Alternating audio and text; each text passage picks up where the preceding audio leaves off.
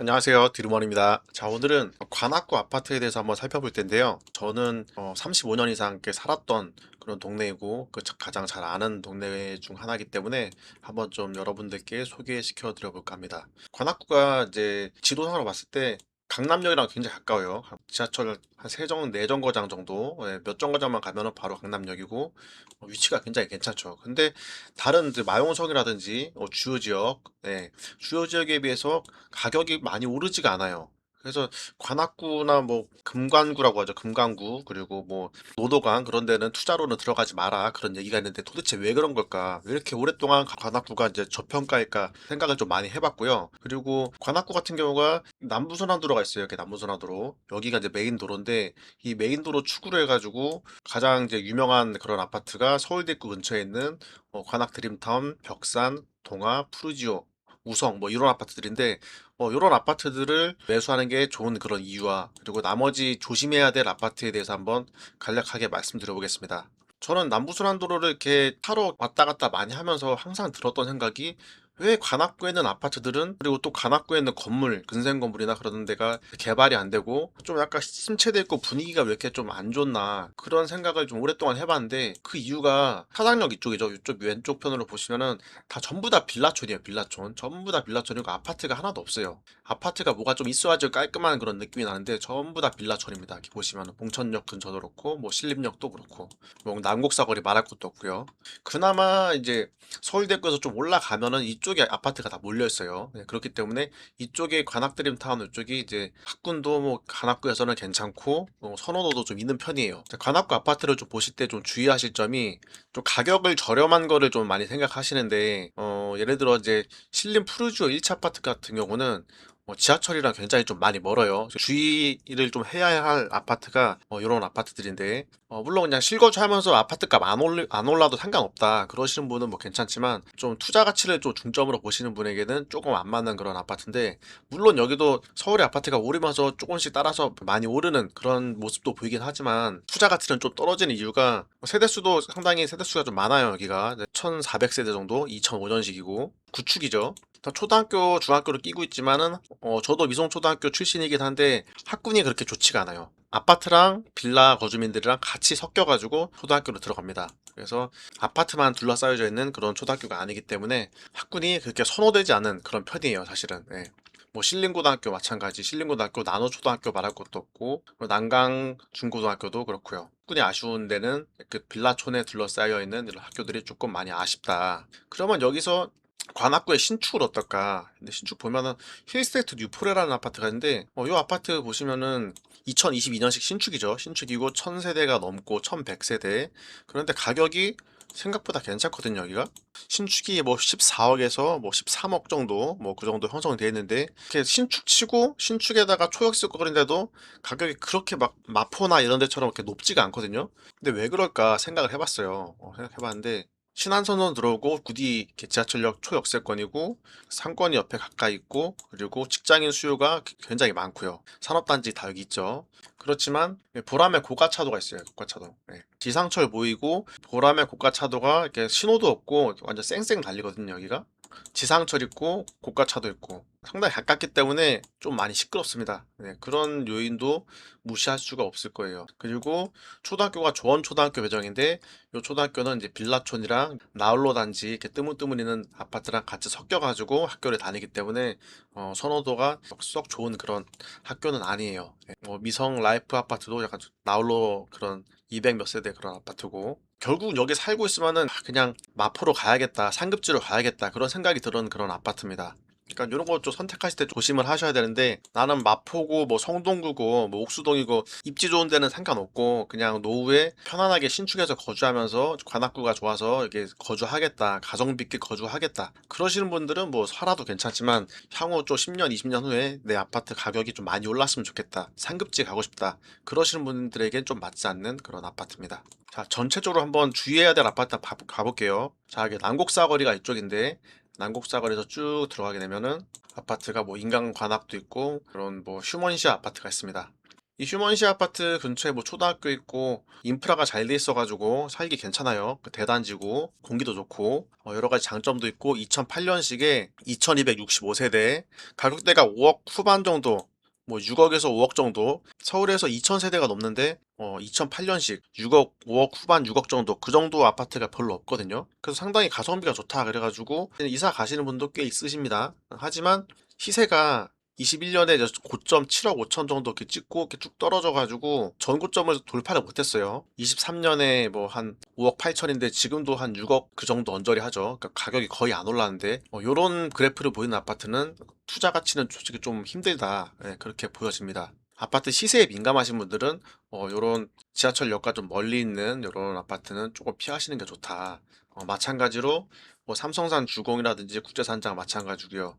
벤처타운 푸르지오 아파트. 이 아파트도 이제 재개발해가지고 신축으로 들어온 아파트긴 한데 입지가 조금 애매합니다. 물론 여기서 도로 타고 안양으로 가기도 편하고 뭐 교통이 좋다 이렇게 말씀하시는 분도 계시긴 하지만 뭐 안양 접근성보다 강남 접근성이 더 중요한 거죠. 그러니까 서울대 입구 그쪽이 훨씬 더 중요해요. 서울대 입구에서 강남 가는 게 교통이 훨씬 더 좋아요. 신림뉴타운이라고 해가지고 이쪽에 대단지로 아파트가 개발이 될 예정이긴 한데 사실 입지적으로는 좀 많이 떨어지기 때문에 공기가 아무리 좋아도 투자 가치로는 조금 애매한 그런 아파트라서 좀 주의를 해야 되지 않을까 그렇게 보고 있습니다. 뭐 위에 있는 이제 신림 현대 아파트도 마찬가지예요. 여기 전부 다 주변이 다 빌라촌이고 뭐 세대수가 1600세대이긴 한데 나홀로 같이 이렇게 하나 떨렁그렁이 있고 그리고 이제 신림선 하나 있는데 요거는 저 중요한 노선이 아니에요. 투자 가치로는 좀 애매하다. 옆에 있는 신림 건영 3차 아파트도 마찬가지인데 이 아파트는 관악산 바로 옆에 있죠. 관악산 바로 옆에 있지만은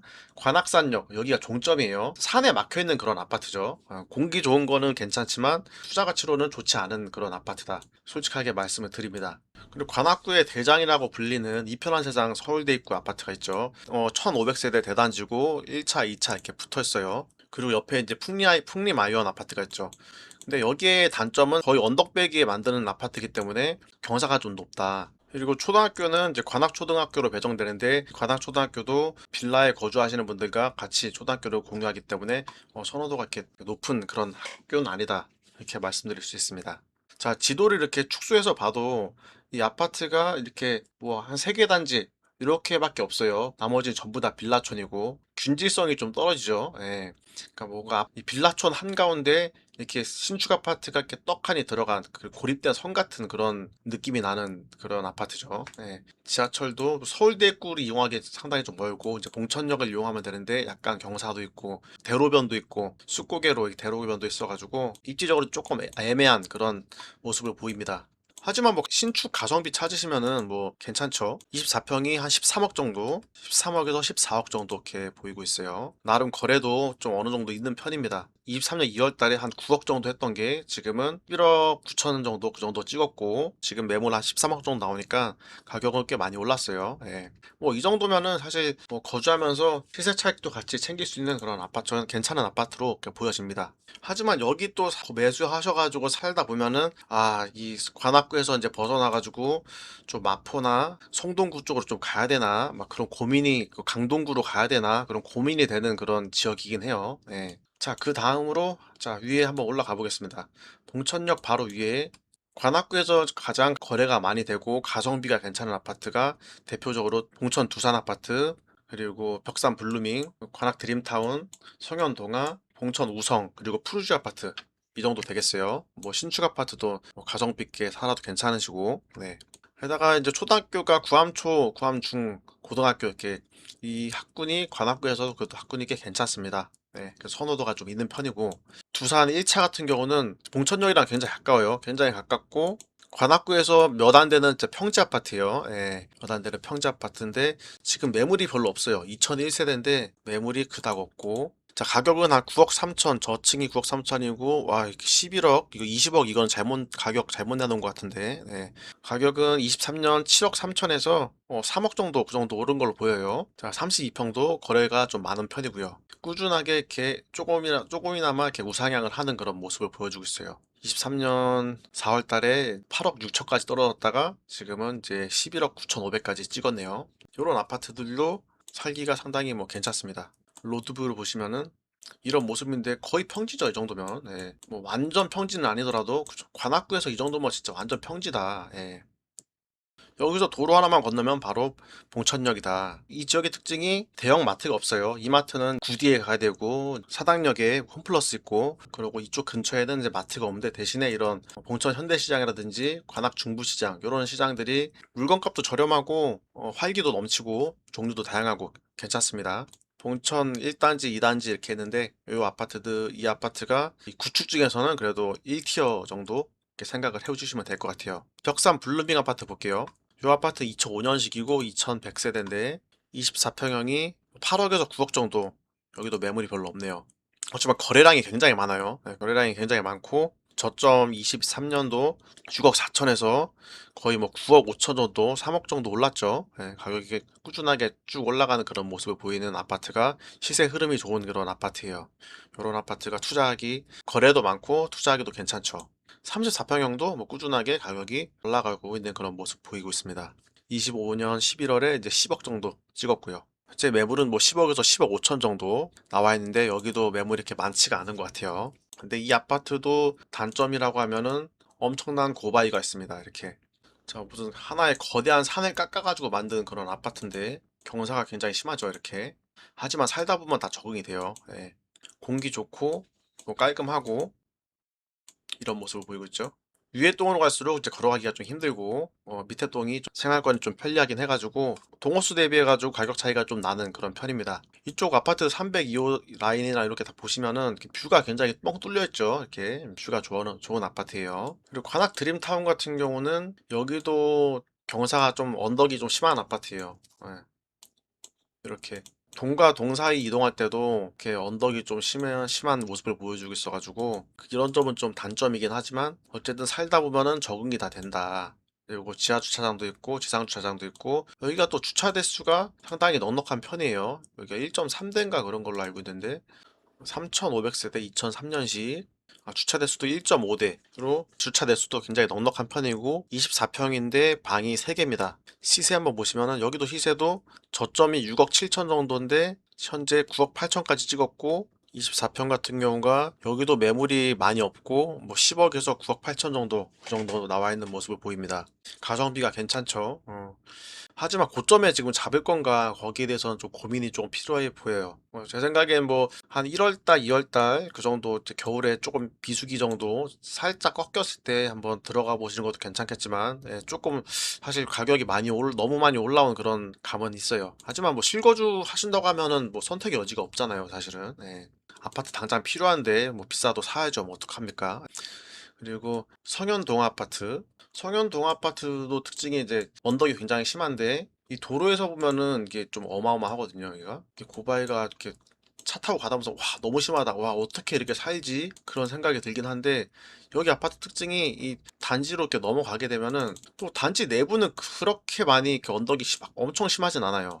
그래도 다닐만 하다. 조금 뭐 언덕이 좀 있지만은 단지 내부는 그렇게 크게 심하게 언덕이 뭐 심각한 아파트는 아니다. 관악 드림보다는 그렇게 말씀드릴 수가 있어요.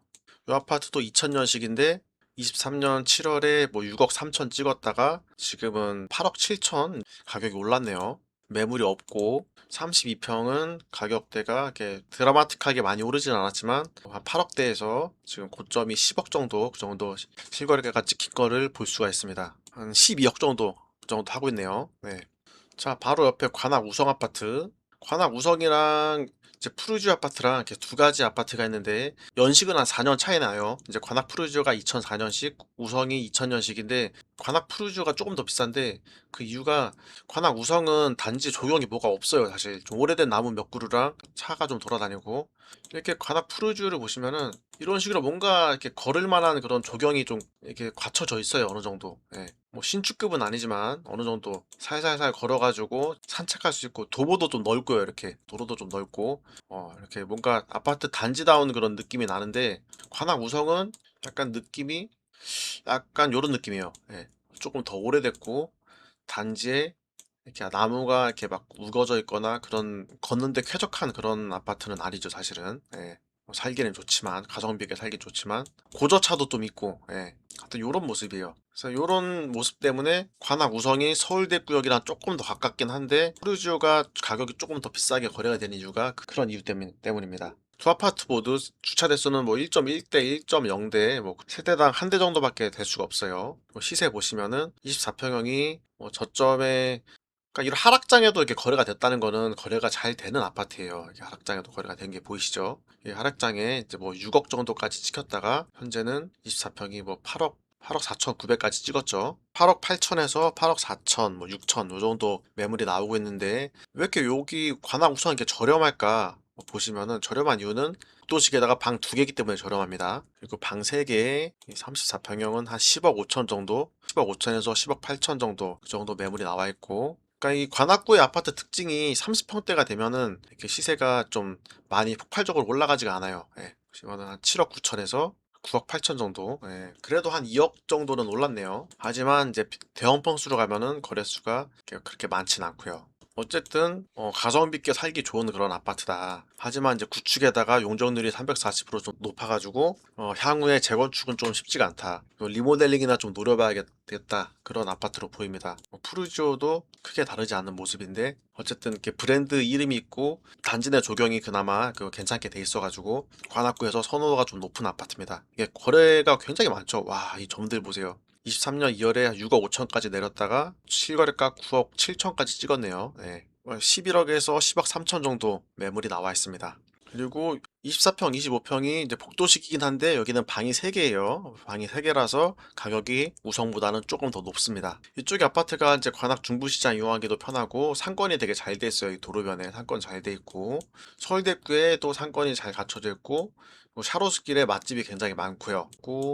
딱 하나 뭐 초밥집 맛집 한번 추천해 드리면 이 스시공방이라고 원당 초등학교 코너길에 이 스시공방집이 있는데 여기에 제가 자주 가는 그런 단골집, 자주는 아니지만 몇 번 가는 단골집인데 가성비가 상당히 좋습니다. 요즘 같은 고물가 시대에 점심시간 평일에 가시면은 A코스 11,000원, B코스 14,000원인데 14,000원짜리 요거 가성비 상당히 좋아요. 이런 거 임장 가셔가지고 한번 드셔보셔도 좋을 것 같습니다. 한번 강추해요. 여기 테이블이 몇 개 없어가지고 뭐 좀 기다릴 수도 있는데 괜찮습니다. 주차할 데 없어요 여기.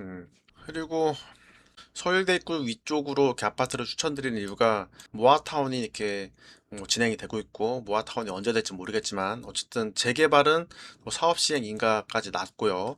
840세대 GS건설에서 진행하고 사업 시행 인가가 2024년에 났고 관리 처분을 이제 기다리고 있습니다. 나중에 향후에 신축 아파트가 들어서게 되죠.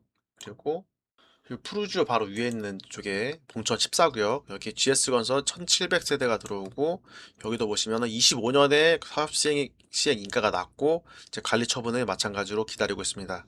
여기도 시간은 조금 걸리겠지만 어쨌든 신축 아파트 대단지 브랜드 아파트가 들어서기 때문에 향후에도 꾸준하게 아파트 가격이 우상향할 수 있는 그런 지역으로 보입니다. 게다가 이렇게 뭐 서부선이 지금 지지부진해요. 서부선 진행이 좀 안 되고 있는 상황입니다. 위례신사선도 마찬가지죠. 위례신사랑 이제 서부선이 지금 사업자 선정을 해놓고서 이제 진행을 못하고 공사비 이슈나 여러 가지 문제 때문에 진행이 안 되고 있는 상황이긴 한데 어쨌든 요거는 보너스 개념으로 좀 생각을 해주시면 될 것 같아요. 예. 되면 좋고 안 되면 말고 그런 생각으로 좀 해주셔야 되고 어차피 경전철이기 때문에 뭐 큰 파급력이 있다고 생각은 들지는 않습니다. 자, 오늘 이렇게 관악구에 있는 아파트를 한번 정리해 봤고요. 서울대구 근처에 있는 아파트들이 상당히 가성비 있고 살기 좋고 그리고 거래가 잘 되는 그런 아파트들이에요. 그래서 여기에 들어가시면은 크게 손해 볼 일은 없다. 예, 중박 이상은 한다. 그렇게 보시면 될 것 같고 향후 꾸준하게 우상향할 수 있는 그런 좋은 지역이기 때문에 관악구에서 아파트를 선택하신다고 하시면은 뭐 신림역이나 뭐 난곡사거리, 서울대구 근처 이쪽, 예, 이쪽 선택하지 마시고 이쪽 지하철 2호선 라인 근처에 있는 이쪽의 아파트를 선택하시는 게 좋다. 그렇게 정리해서 말씀드릴 수 있겠습니다. 자, 오늘 영상은 여기까지고요. 다음에 또 좋은 영상으로 찾아뵙겠습니다. 감사합니다.